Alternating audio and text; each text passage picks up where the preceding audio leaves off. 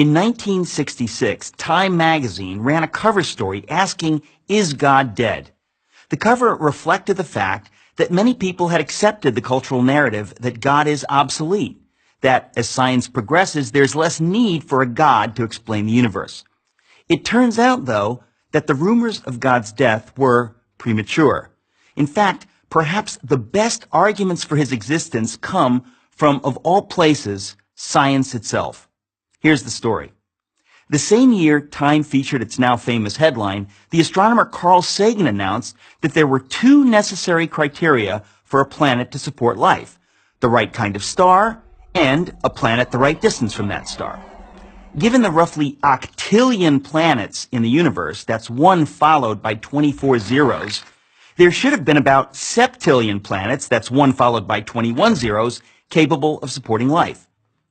With such spectacular odds, scientists were optimistic that the search for extraterrestrial intelligence, known by its initials SETI, an ambitious project launched in the 1960s, was sure to turn up something soon.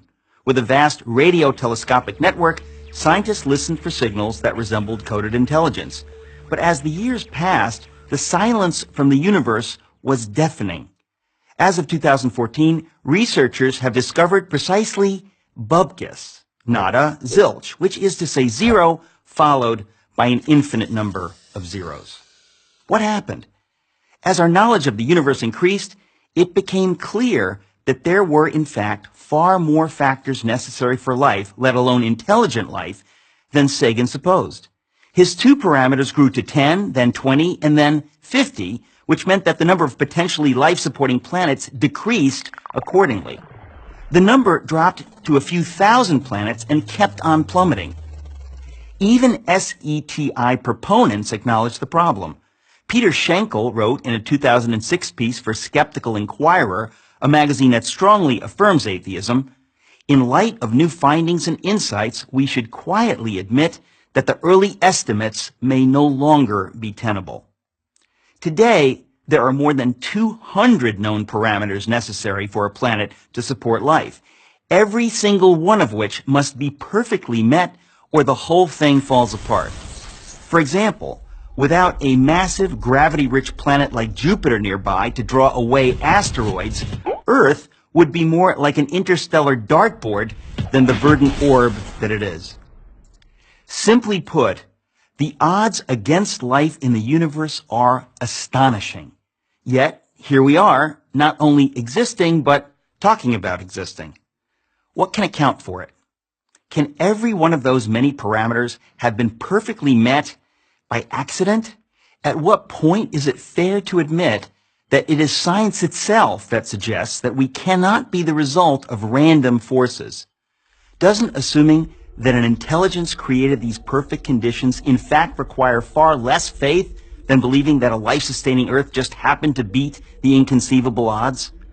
But wait, there's more.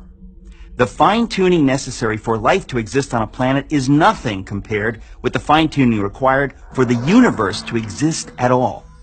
For example, astrophysicists now know that the values of the four fundamental forces, gravity, the electromagnetic force, and the strong and weak nuclear forces, were determined less than 1/1,000,000th of a second after the Big Bang.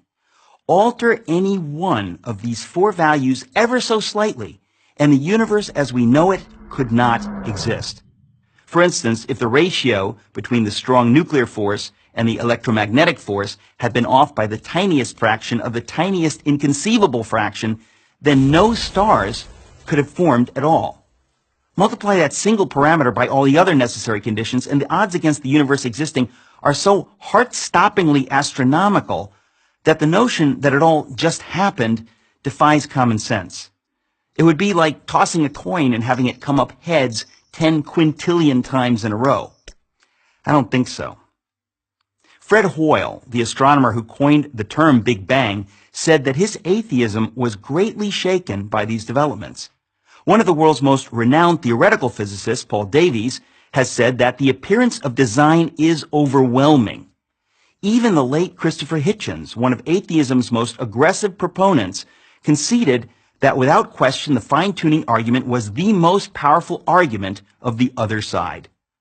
Oxford University professor of mathematics, Dr. John Lennox, has said, the more we get to know about our universe, the more the hypothesis that there is a creator gains in credibility as the best explanation of why we are here.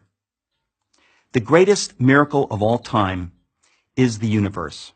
It is the miracle of all miracles, one that inescapably points to something or someone beyond itself. I'm Eric Metaxas for Prager University.